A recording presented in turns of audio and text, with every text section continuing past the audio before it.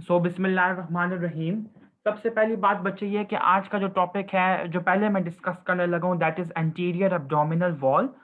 आज बच्चे मुझे आप लोगों का कोऑपरेशन चाहिए। अगर आप क्योंकि कम से कम 2 लेक्चर्स तो चाहिए ही मुझे, लेकिन अगर उससे ऊपर टाइम लगे और आप लोगों को ऐसा फील हो कि यू आर जस्ट टायर्ड, तो फिर आप लोग मेरा लेक्चर जो मैं थर्ड लेक्चर दूंगा वो आप लोग यूट्यूब पे सुन लीजिएगा। लेकिन मैं इस चीज को अप्रिशिएट करूंगा कि जितना मैं आप लोगों के साथ यहाँ पे बैठूं उतना ही देर आप लोग मेरे साथ भी यहाँ पे बैठें।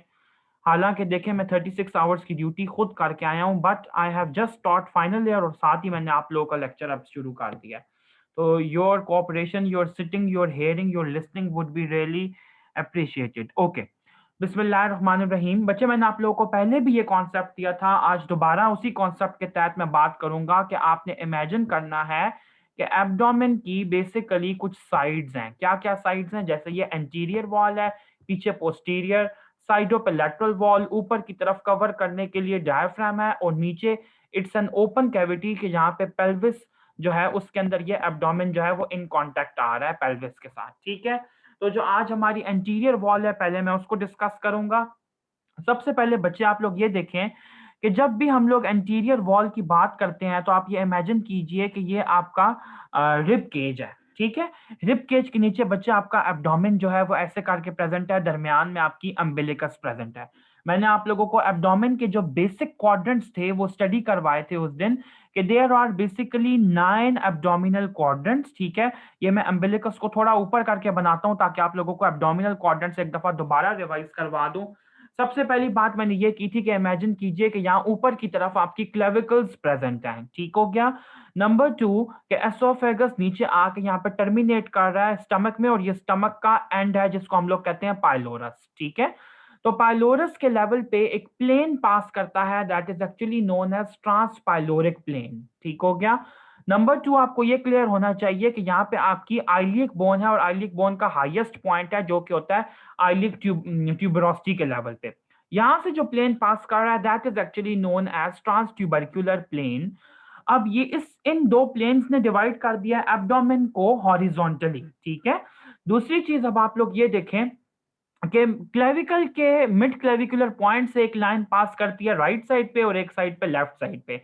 ये अब एब्डोमेन के बेसिकली 9 क्वाड्रेंट्स हो गए हैं। मेरी my lines might be irregular but they are irregular, लेकिन आपने यही समझना है कि एब्डोमेन के जो क्वाड्रेंट्स हैं वो इक्वल है साइज में। फिलहाल आप ये इमेजिन कीजिए, ये बॉडी का राइट साइड है, this is the left side of your body. अब इन क्वाड्रेंट्स के नेम क्या है? राइट हाइपोकॉन्ड्रियम, ठीक है, this is hypochondrium. This is left hypochondrium, ठीक है, हाइपोकॉन्ड्रियम आपने इनको कहना है। This is right lumbar region, this is left lumbar region, and this is right iliac fossa, and this is your left iliac fossa. ठीक हो क्या? दरमियान में क्या है? Epigastrium, mesogastrium and hypogastrium. Epigastrium is the famous location of oesophagogastric junction, जहां पे आपका एसोफेगस स्टमक के साथ मिल रहा है और स्टमक का मेजर पार्ट है। नंबर 2, मीजोगैस्ट्रियम का दूसरा नाम होता है अम्बिलिकल क्वाड्रेंट। ठीक है, जहां पे आपका अम्बिलिकस लोकेटेड है, और उसके नीचे है आपका हाइपोगैस्ट्रियम जिसके अंदर आपका यूरिनरी ब्लैडर रिजाइड कर रहा होता है। और इसी लेवल पे फीमेल्स के अंदर पोस्टीरियरली यूट्रस भी पड़ी होती है। ठीक है, ऑलमोस्ट इसी लेवल के ऊपर लेकिन पोस्टीरियरली करके। बेसिक लैंडमार्क्स जब तक आपको नहीं समझ आएंगे एब्डोमेन के, तब तक बच्चे आप लोग जो डिटेल्स हैं वो अच्छे तरीके से नहीं समझ सकोगे। तो आप लोगों को मैं सरफेस एनाटॉमी की कुछ बेसिक डिटेल्स बता दूं, फिर हम लोग मूव ऑन करते हैं। अभी मैंने आपको इमेजिन करवाया कि for example if this is your rib cage, और इसके नीचे अब आप देखें कि ये आपका पूरा एब्डोमेन है, तो एब्डोमेन के बेसिक मसल्स कौन कौन से हैं पहले हम लोग उनके नेम्स देख लेते हैं। मिड लाइन के पास, बिल्कुल मिड लाइन के पास लेकिन लैटरली करके, फॉर एग्जांपल अगर ये एब्डोमेन की मिड लाइन है, तो एब्डोमेन की जो मिड लाइन होती है ये यूजुअली वाइट अपेयर होती है। ठीक है, ये आपने याद रखना है, वाइट अपेयर होती है बच्चे। ठीक है, तो इसको बच्चे वाइट के लिए जो वर्ड यूज होता है ना लैटिन के अंदर, that is actually known as alba. ठीक है, एल्बा। तो आपने ये जो इमेजिनरी व्हाइट लाइन है, और कभी कुछ लोगों में अपेरेंटली नजर भी आती है ये व्हाइट लाइन, इसको हम लोग कहते हैं लिनिया एल्बा, ये आपने याद रखना है। ठीक है, it is just an area of white demarcation separating your abdomen, जो कि एब्डोमेन को सेपरेट कर रही है into two halves, right half and left half.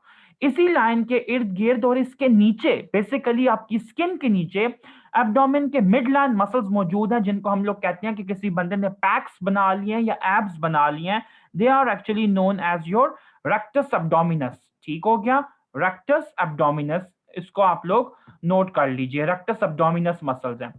Rectus abdominis muscles का जो ऑलमोस्ट ऑलमोस्ट लेटरल बॉर्डर बनता है, या लेटरल बॉर्डर से, हाँ बिल्कुल आप लोग लेटरल बॉर्डर ही कह लें, इस लेटरल बॉर्डर के अलोंग आप लोगों को कुछ थोड़ा सा ग्रूव्ड एरिया मिलेगा। क्या मिलेगा बच्चे?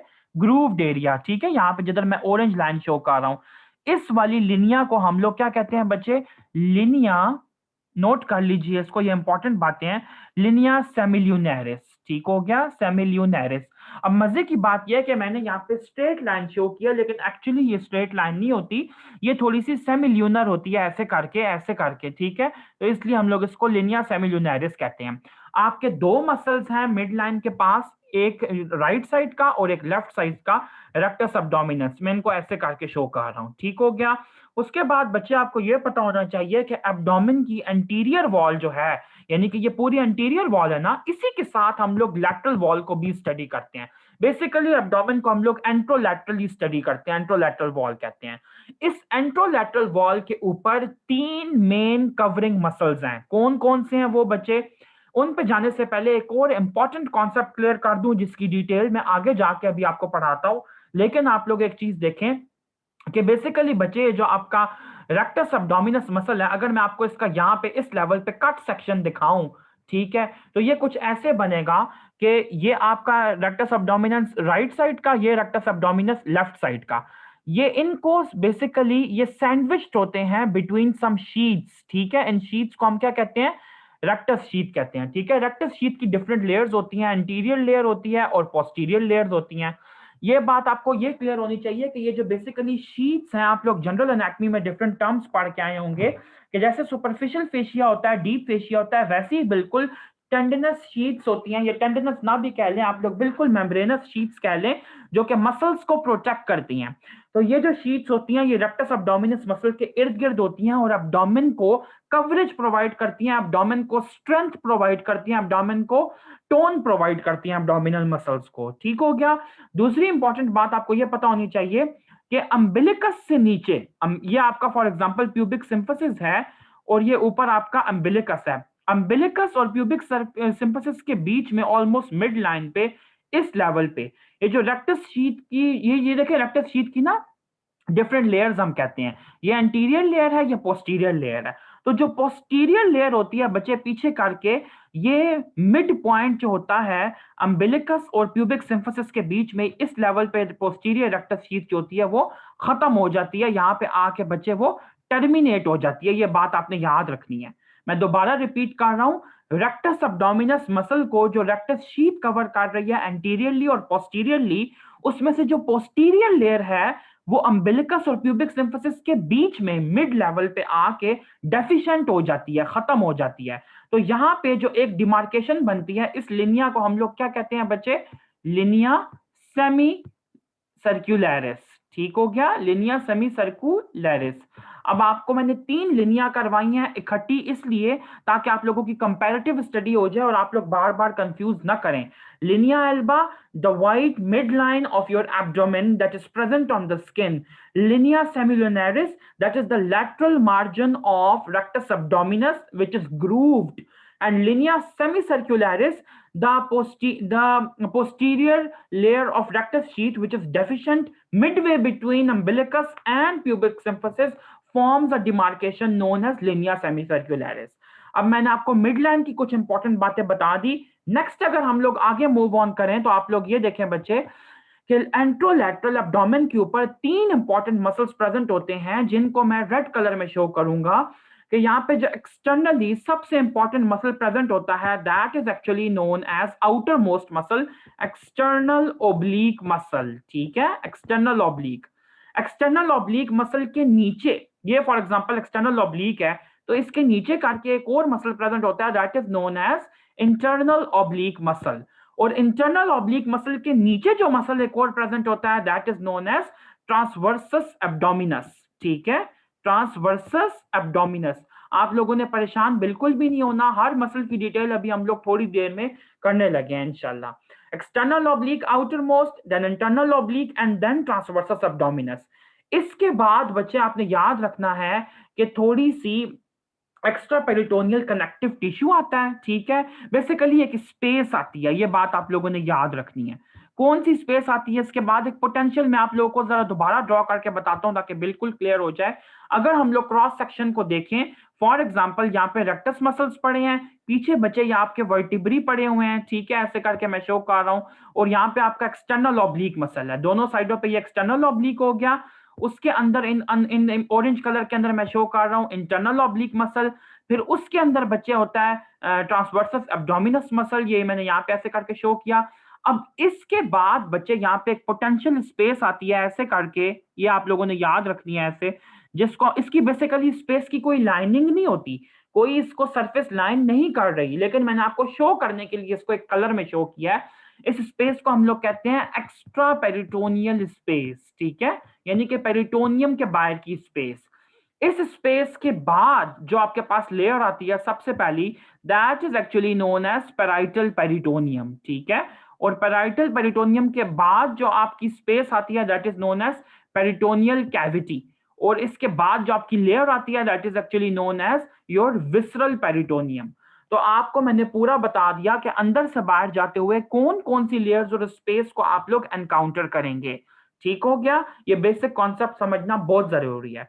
उसके बाद बच्चे अगर मैं लोअर एब्डोमेन की तरफ आऊं तो आप ये देखें कि this is the region of your thighs, ठीक है, ये यहाँ पे मैं मेल जेनिटेलिया शो करने की कोशिश कर रहा हूं और ये ऊपर आपका एब्डोमेन है।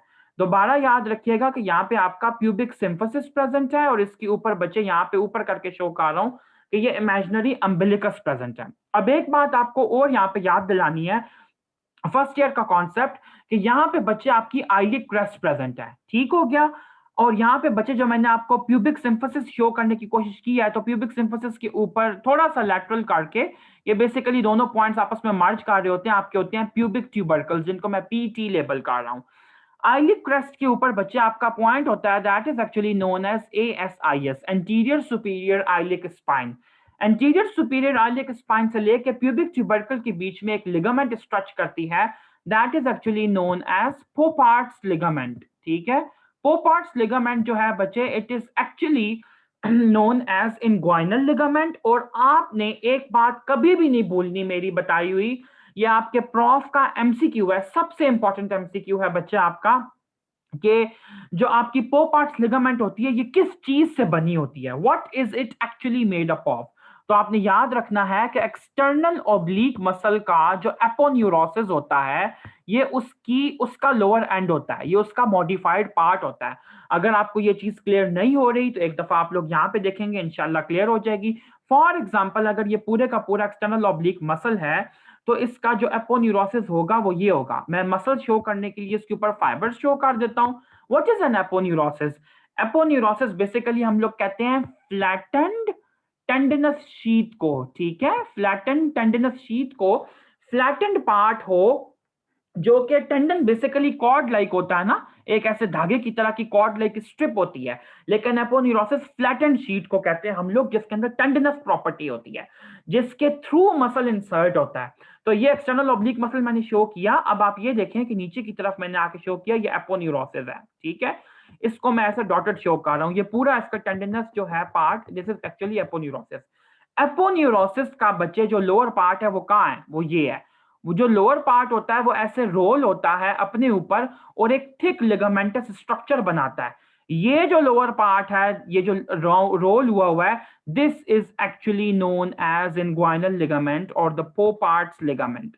ये आपने याद रखना। आई होप आपको सारा कॉन्सेप्ट क्लियर हुआ होगा कि एक्सटर्नल ऑब्लिक मसल का एपोन्यूरोसिस पोपार्ट लिगामेंट को कैसे बनवा रहा है, ठीक हो गया। अच्छा, अब मैंने आप लोगों को बेसिक एनाटॉमी दे दी बच्चे। अब हम लोग बच्चे स्टेप वाइज जरा मूव करते हैं। सबसे पहली बात तो ये कि जब मैंने आप लोगों को नर्व्स पढ़ाई थी तो मैंने आप लोगों से कुछ नर्व्स का जिक्र नहीं किया था, और वो कौन सी नर्व्स थी बच्चे?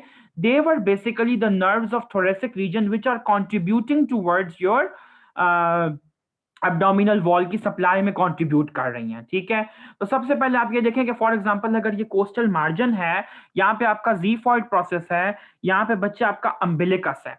ये मैंने आपकी बनाई है एंटीरियर सुपीरियर आइलिक स्पाइन यहाँ पे होगी, ये आइलिक क्रेस्ट है, और ये प्यूबिक सिम्फिसिस और प्यूबिक ट्यूबरकल है। ठीक हो गया, and this is your umbilicus. अब यहाँ पे कौन कौन सी नर्व जो है बच्चे वो सप्लाई कर रही हैं, ये समझना बहुत ज्यादा जरूरी है। तो सबसे पहले बच्चे आप लोग ये देखें कि कौन T7 से लेके जो आपकी T12 तक नर्व्स होती हैं, ये एक्चुअली सप्लाई करती हैं इस पूरे रीजन को। ठीक है, दूसरी बात आपको हमेशा याद होनी चाहिए कि कैरेक्टरिस्टिक जो एक नर्व अगर आप याद रखेंगे, अम्बिलिकस को T10 थोरेसिक 10 वर्टिब्रा की स्पाइनल नर्व जो है वो सप्लाई करती है। अगर इससे आप लोग एक फिंगर मतलब आपकी हैंड ब्रेथ, फॉर एग्जाम्पल ये हैंड है ना, तो इसको हम लोग कहते हैं वन हैंड ब्रेथ ऑलमोस्ट आप नीचे आए यहां तक, तो यहाँ पे आपको सप्लाई करेगी T12, और वन हैंड ब्रेथ या फोर फिंगर्स आप लोग ऊपर जाएं तो यहां तक सप्लाई करती है T8। ठीक हो गया, और फिर इससे टू फिंगर्स आप लोग ऊपर जाएं तो ज़ीफॉइड के लेवल तक आपको T7 T6 का कुछ पार्ट और T7 का मेजॉरिटी पार्ट जो होता है वो सप्लाई करना होता है। तो आपको ये एमसीक्यू बहुत टिपिकली आता है कि एक बंदे को अम्बिलिकल पेन है, तो उसके लिए कौन सी नर्व का कंट्रीब्यूशन जो है वो होगा, तो आपने कहना है T10 नर्व का कंट्रीब्यूशन इसके अंदर लाजमी होगा। ठीक है, दूसरी बात बच्चे आपको यह पता होना चाहिए कि अम्बिलिकस एक वाटर शेड एरिया है। What do we mean by watershed area? Watershed हम किसे कहते हैं बच्चे? वाटर शेड एरिया से बेसिकली ये मुराद होता है कि वाटर शेड का लफ्ज जब भी आए ना, तो आपने इसके पैरेलल एक सिनोनिम सोचना है जिसका मतलब है डिमार्केशन। ठीक है, यानी कि एक लैंडमार्क, एक ऐसा एरिया जो कि कुछ खास रूल्स की पाबंदी करता है, अपनी लिमिट्स में रहते हुए, अपनी डिमार्केशंस में रहते हुए, अपनी बाउंड्रीज को फॉलो करते हुए। तो इस बात से मैं ये प्रूव करना चाहता हूं कि अम्बिलिकस बेसिकली वो पॉइंट है कि इससे ऊपर जो भी आपकी वीनस सप्लाई होगी, जो भी लिम्फेटिक सप्लाई होगी इससे ऊपर वाली, वो इससे ऊपर ऊपर जाकर ड्रेन करती है। ठीक है, और जो इससे नीचे वाली लिम्फेटिक्स होती है वो नीचे जाके ड्रेन करती हैं। ऐसा नहीं होता कि नीचे वाली ऊपर जाए ऊपर वाली नीचे आए, या ये दोनों आपस में किसी भी पॉइंट पे इंटरमिंगल कर रही हो। तो umbilicus is known as a watershed, as a demarcation area, जिसके ऊपर बच्चे आपको लिम्फेटिक्स और वेन्स का आपस में मिलाप नजर नहीं आता, बल्कि उनके अंदर एक डिस्टेंस जो है वो मेंटेन रहता है, एक सेपरेशन मेंटेन रहती है, एक डिस्क्रिमिनेशन मेंटेन रहती है। उसके बाद बच्चे हम लोग बात करते हैं कि हमारी एब्डोमेन के अंदर फेशिया किस किस तरह के हैं। तो बेसिकली जो हमारी एब्डोमेन का सुपरफिशियल फेशिया है, ये आपका अम्बिलिकस के लेवल के नीचे से प्रॉपरली बच्चे ये दो लेयर्स के अंदर शुरू होता है। ठीक है, अम्बिलिकस के लेवल पे जो सुपरफिशियल फेशिया है उसकी एक ही लेयर है। ठीक है, उसकी दो अलग से डिमार्केशन नहीं है, सुपरफिशियल फेशिया एक ही है। अम्बिलिकस से नीचे वो दो लेयर्स के अंदर स्प्लिट कर जाता है। अब वो कौन सी दो लेयर्स हैं? सुपरफिशियल फेशिया की जो सुपरफिशियल फैटी लेयर है एक, ठीक है, और दूसरी को हम लोग कहते हैं डीप मेम्ब्रेनस लेयर। अक्सर बच्चे इसका नाम बिल्कुल भूल जाते हैं, तो आप लोग इसको मेरे साथ ही याद कीजिएगा।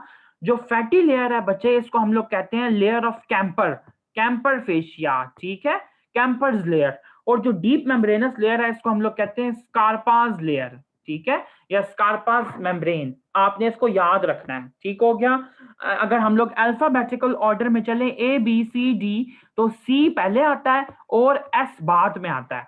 तो इसी तरह इसी मुनासबत से आप लोगों ने ये याद रखना है कि सुपरफिशियल फेशिया की जो सुपरफिशियल फैटी लेयर है वो ऊपर है, तो C फॉर कैंपर, कैंपर ऊपर आएगा।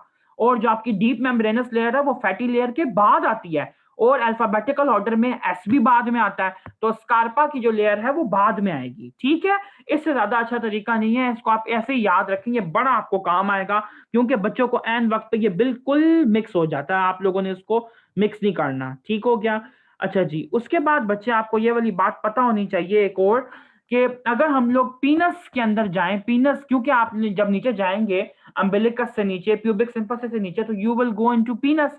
तो पीनस की तरफ जब हम जाएं तो जो सुपरफिशियल फैटी लेयर होती है, जिसको मैंने कैंपर का नाम दिया, camper layer is actually not present in पीनस।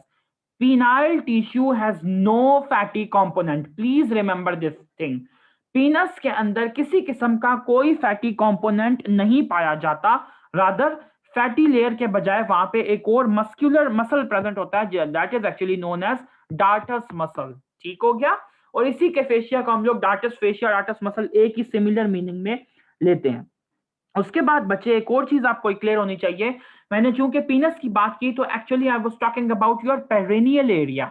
तो पेरिनियल एरिया की मुनासबत से अब मैंने आपको ये तो बता दिया कि जो फैटी लेयर होती है एब्डोमेन की, that is known as Camper, वो नीचे पेरिनियल एरिया में जाके कंटिन्यू करती है एज डार्टस। तो फिर जो आपकी मेम्ब्रेनस लेयर है एब्डोमेन की, जिसको मैंने स्कारपा कहा था, वो आपकी पेरिनियल एरिया में कैसे कंटिन्यू करती है? It actually continues as Colles' fascia. ठीक है। ये जो मैं आप लोगों को काउंटर पाउट्स लिखवा रहा हूं कि ऊपर ऐसे या नीचे ऐसे, प्लीज इन लोगों को याद रखना। अगर आप लोगों ने ना याद रखा तो आप लोगों को एमसीक्यूज में बहुत ज्यादा मुश्किल होगी और आखिर में सारे फेशिया फूशिया मिक्स हो जाएंगे। ठीक है। अच्छा, अब ये जो आपका बच्चे डीप मेम्ब्रेनस फेशिया है, इसका बेसिकली पर्पस क्या है, ये कैसे हमारी बॉडी को हेल्प करता है, ये मुझे आप लोगों को समझाना है। सबसे पहले बच्चे आप लोग ये देखें कि मैं आप लोगों के लिए डायग्राम दोबारा यहाँ पे रीड्रॉ कर रहा हूँ कि दिस इज एक्चुअली योर आईली क्रेस्ट। ठीक है। यहाँ पे नीचे करके ये प्यूबिक सिंपसिस है, इसके ऊपर ये प्यूबिक ट्यूबरकल है।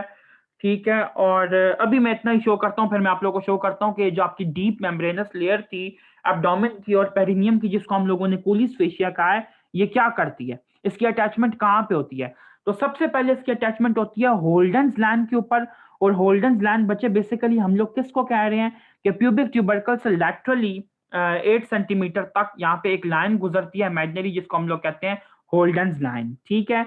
इसके अलावा प्यूबिक ट्यूबरकल के ऊपर अटैचमेंट होती है आपके डीप फेशिया की।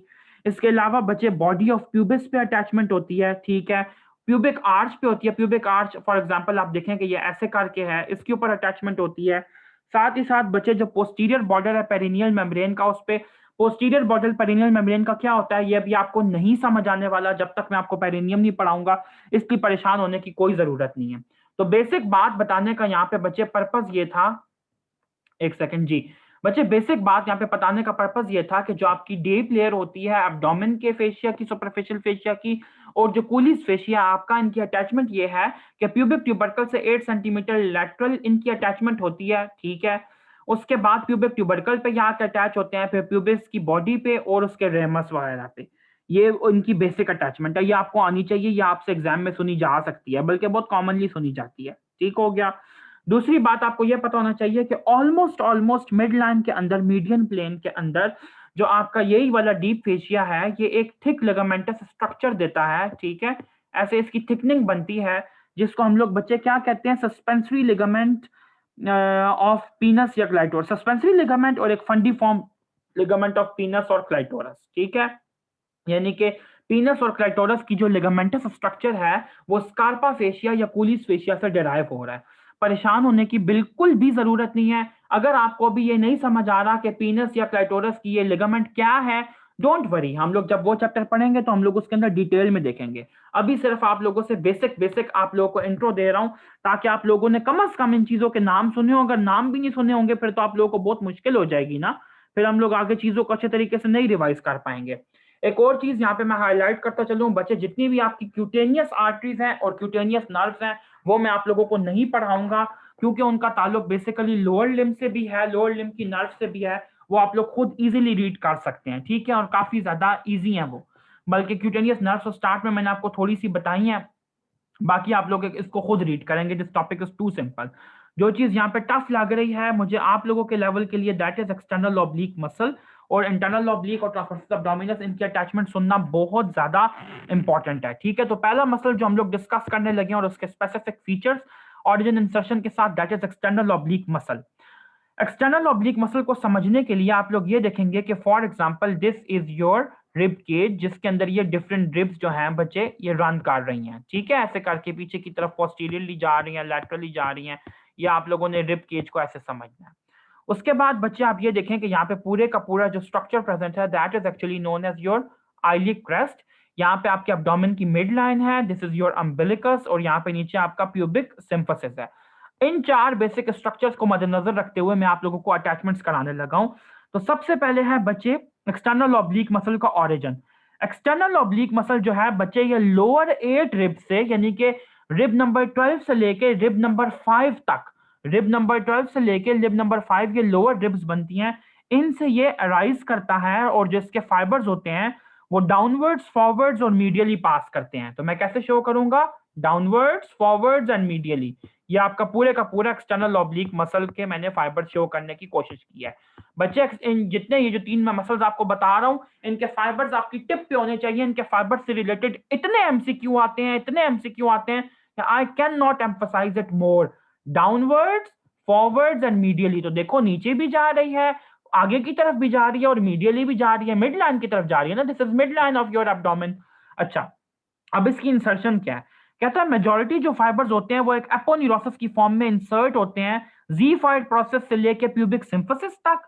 ठीक है, तो ये बेसिकली इसका एपोन्यूरोसिस है जो कि यहाँ पे अटैच हो रहा है। ठीक हो गया, ये एक एपोन्यूरोसिस का एक तो एंड ये हो गया। ठीक है, दूसरा एंड में आपको बताता हूँ कि जो लोअर फाइबर्स होते हैं वो यहाँ पे आके इंसर्ट होते हैं anterior 2/3 of outer lip of eyelid crest. आप लोगों को याद होगा आईलिड क्रेस्ट के जो लिप्स होते थे, आईलिड क्रेस्ट को अगर हम लोग ऊपर से देखें तो इनर लिप होता था, आउटर लिप और दरमियान में इंटरमीडिएट जोन। तो इसके ऊपर भी जाकर लाग रहे हैं। अब एक चीज का जिक्र इसने नहीं किया, लेकिन चूंकि मैंने पहले जिक्र कर दिया है तो अब आप लोगों को यह चीज बिल्कुल क्लियर कट होना चाहिए कि जो इसका लोअर एंड होगा एक्सटर्नल ऑब्लिक मसल के एपोन्यूरोसिस का, वो क्या बना रहा है बच्चे? एएसआईएस से लेकर प्यूबिक ट्यूबरकल तक इंग्वाइनल लिगामेंट। ठीक है, तो ये इसके एपोन्यूरोटिक अटैचमेंट हुई। उसके बाद बच्चे आप लोग ये देखें कि फर्दर अब जो मैं मसल चले पहले इसके इंपॉर्टेंट फीचर्स बता, चले पहले ऑरिजिन इंसर्शन सबका डिस्कस कर लें, फिर हम लोग जो है ना आगे डिटेल पढ़ते हैं। एक सेकंड के लिए वेट कीजिए। जी बच्चे, हम लोगों ने एक्सटर्नल ऑब्लिक मसल का देख लिया है ऑरिजिन इंसर्शन। ठीक है, अब मैं आप लोगों को इंटरनल ऑब्लिक मसल का ऑरिजिन इंसर्शन बताता हूं। उसके बाद हम लोग तीनों मसल्स का ऑरिजिन इंसर्शन डिस्कस करने के बाद इनके स्पेसिफिक फीचर्स डिस्कस करेंगे। तो इंटरनल ऑब्लिक मसल के केस में बच्चे सबसे इंपॉर्टेंट बात यह कि मसल अराइज कहां से करता है? इंग्वाइनल लिगामेंट पहले मुझे ड्रॉ करना पड़ेगी इसके लिए। ठीक है, फॉर एग्जांपल ये इंग्वाइनल लिगामेंट है, तो मसल अराइज करता है लैटरल 2/3 ऑफ इंग्वाइनल लिगामेंट से, साथ ही साथ आईलिड क्रेस्ट के इंटरमीडिएट एरिया से और थोरेको लंबर फेशिया से। तो आईलिड क्रेस्ट का इंटरमीडिएट एरिया तो मैं यहाँ पे नहीं शो कर सकता क्योंकि वो ऊपर से पता होना चाहिए, लेकिन थोरेको लंबर फेशिया यहाँ पे शो कर सकता हूँ पीछे की तरफ। ये आप लोगों ने आगे पढ़ना भी है, डोंट वरी अबाउट इट।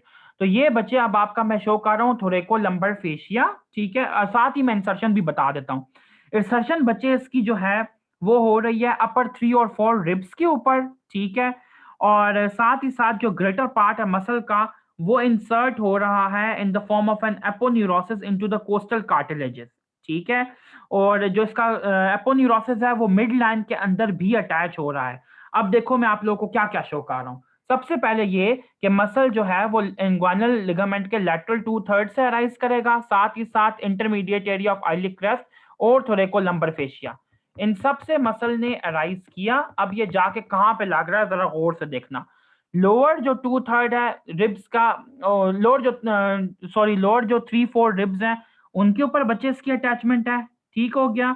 अच्छा, ये यहाँ पे मैं ऐसे करके शो कर रहा हूँ। इसके अलावा बच्चे इसका अब यहाँ पे एपोन्यूरोसिस बन जाता है। ये सारा पार्ट इसका कौन सा है? एपोन्यूरोसिस वाला। एपोन्यूरोसिस के थ्रू ये मिड लाइन के साथ अटैच हो रहा है। एपोन्यूरोसिस को मैं लाइट ग्रीन कलर के अंदर ऐसे शो कर रहा हूँ। ठीक है, ये अब आपके इंटरनल ऑब्लिक मसल की ऑरिजिन इंसर्शन हो गई। जी, उसके बाद बच्चे जो तीसरा मसल आपके पास आता है that is actually transversus abdominis. ये कहां, इसके लिए भी दोबारा मुझे इंग्वाइनल लिगामेंट ऐसे करके शो करना पड़ेगी। ठीक है, ये अराइज कर रहा है लैटरल 1/3 ऑफ इंग्वाइनल लिगामेंट, ये मैं ऐसे पर्पल कलर में इंडिगो में शो कर रहा हूँ। साथ ही साथ anterior 2/3 of inner lip of eyelid crest, ये यहाँ पे मैंने ऐसे शो कर दिया। ठीक है, थोरेको लंबर फेशिया जो पहले बनाया था उससे भी अराइज कर रहा है। ठीक है, और साथ ही साथ inner surface of lower 6 rib से, तो लोअर 6 रिब्स ऑलमोस्ट ये बनेंगी, तो इधर से ये पूरा आपका हो गया ट्रांसवर्सस एब्डोमिनस मसल। मैं दोबारा रिपीट कर दूं, आप लोगों को शो भी कर रहा हूं। लैटरल 2/3 जो है बच्चे इसके अंदर बनेगा इंग्वाइनल लिगामेंट का, इनर लिप आईलिड क्रेस्ट का, साथ ही साथ थोरेको लंबर फेशिया और लोअर 6 रिब्स की इनर सरफेस से। अब जाके इंसर्ट कहां पे हो रहा है बच्चे? इन the form of aponeurosis insert होता है ज़ीफॉइड से लेके लिनिया एल्बा से लेके प्यूबिक क्रेस्ट से लेके नीचे प्यूबिस तक। वही वाली इसकी भी बच्चे ऑलमोस्ट इंसर्शन है। ये इसका आप कह लो कि पूरे का पूरा एपोन्यूरोसिस है। ये आपका ज़ीफॉइड है, यहाँ पे लिनिया एल्बा अम्बिलिकस से गुजरता हुआ ये आपका नीचे की तरफ बच्चे पेक्टिनियल लाइन हो गई और प्यूबिक क्रेस्ट, इधर जाके इसका ये एपोन्यूरोसिस इंसर्ट हो रहा है। तो आप लोगों को ये मसल्स जितने ज्यादा दिखने में टफ लग रहे होंगे उतने ज्यादा ये बेसिकली हैं नहीं, ठीक है। Let me clear this thing. तो बच्चे हम लोग अपना लेक्चर रिज्यूम करते हैं। मैंने आप लोगों को जो बेसिक ऑरिजिन इंसर्शन है तीनों का, वो मैंने पहले इसलिए कराया ताकि कंपैरिजन में आप लोगों को समझ आ जाए कि किस किस का कहाँ से है। अब बच्चे एक चीज आप लोगों को हमेशा याद रहेगी कि जो आपका एक्सटर्नल ऑब्लिक है उसका बेसिकली ओरिजिन जो था वो रिब से था, ठीक है। जो इंटरनल ऑब्लिक था और जो बच्चा आपका ट्रांसवर्सस एब्डोमिनस था, इनका ज्यादा ओरिजिन जो है वो बाकी स्ट्रक्चर से है, लेकिन ट्रांसवर्सस एब्डोमिनस का रिब से भी था, ठीक हो गया। तो ये बेसिकली कंपैरेटिव फीचर जो है ये आप लोगों को लाजमी और हर हाल में आना चाहिए। अब बच्चे जो इनके इंटरेस्टिंग कुछ जो पॉइंट्स हैं जो इंपॉर्टेंट हैं वो मैं यहाँ पे डिस्कस करता चलूं। नर्व सप्लाई तो इतनी इजी है बच्चे, जो आपकी लोअर 6 थोरेसिक नर्व्स होती हैं वो ही बेसिकली इन मसल्स को सप्लाई कर रही हैं, ठीक है। एक्सटर्नल ओब्लिक को भी वही सप्लाई कर रही है, इंटरनल ओब्लिक को भी और ट्रांसवर्सस एब्डोमिनस को भी। बेसिक डिफरेंस ये है कि एक्सटर्नल ओब्लिक को सप्लाई कर रही है T7, T8, T9, T10, T11 और T12, ठीक है। लेकिन इंटरनल ओब्लिक और ट्रांसवर्सस एब्डोमिनस को क्या सप्लाई कर रही है इनके अलावा? L1, जो L1 स्पाइनल नर्व है वो भी इनको सप्लाई कर रही है, ठीक है। तो अब आपने ये देखा कि जो आपकी स्पाइनल नर्व्स हैं वो सोमैटिक सप्लाई दे रही हैं। What do we mean by somatic supply? Somatic supply से सोमैटिक का वर्ड हमेशा बॉडी वॉल के लिए होता है। तो anterior abdominal wall is actually the abdominal wall, उसको सोमैटिक नर्व सप्लाई कर रही है। उसके बाद बच्चे इंपॉर्टेंट बात जो आपको और यहाँ पे पता होनी चाहिए वो ये है कि inguinal ligament external oblique muscle से बनती है, ये मैं आप लोगों को ऑलरेडी क्लियर कर चुका हूँ।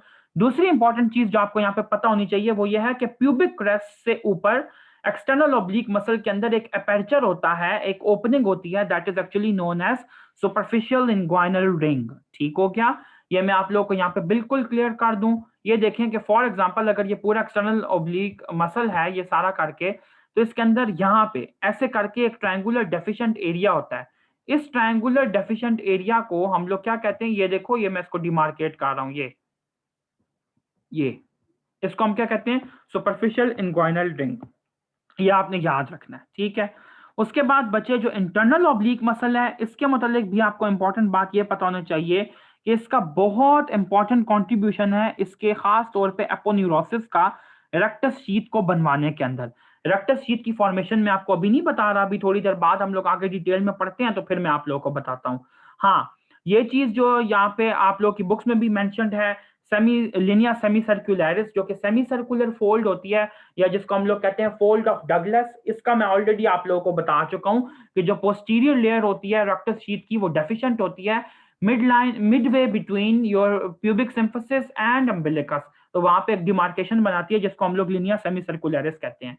उसके बाद आपको यह पता होना चाहिए बच्चे कि जो आपका होता है इंटरनल ऑब्लिक मसल, इसकी एक मॉडिफिकेशन है। इस यहाँ पे एक टेंडन प्रेजेंट होता है, that is actually known as conjoint tendon, ठीक है। क्या कहते हैं बच्चे हम लोग? Conjoint tendon. कॉन्जॉइंट टेंडन इसी प्यूबिक वाले एरिया में प्रेजेंट होता है। मैं आप लोगों को ड्रॉ करके अभी आगे दिखाता हूँ। उसके अंदर ज्यादा कॉन्ट्रीब्यूशन इंटरनल ऑब्लिक मसल का है, वो उसको बनाता है। इसके अलावा बच्चे आपको यह पता होना चाहिए कि आपकी स्क्रोटम के अंदर एक मसल होता है, that is known as cremaster muscle. आप लोग शायद नाम भी सुन चुके हो इसका, क्रीमेस्टेरिक रिफ्लेक्स। तो आपको ये एमसीक्यू बहुत कॉमनली आता है कि क्रीमेस्टेरिक मसल जो है या क्रीमेस्टर मसल कौन बनाता है? तो it is actually internal oblique muscle जो कि क्रीमेस्टर मसल बना रहा है। मैं आप लोगों को वीडियो का लिंक भेज रहा हूं, जल्दी से वापस आइएगा।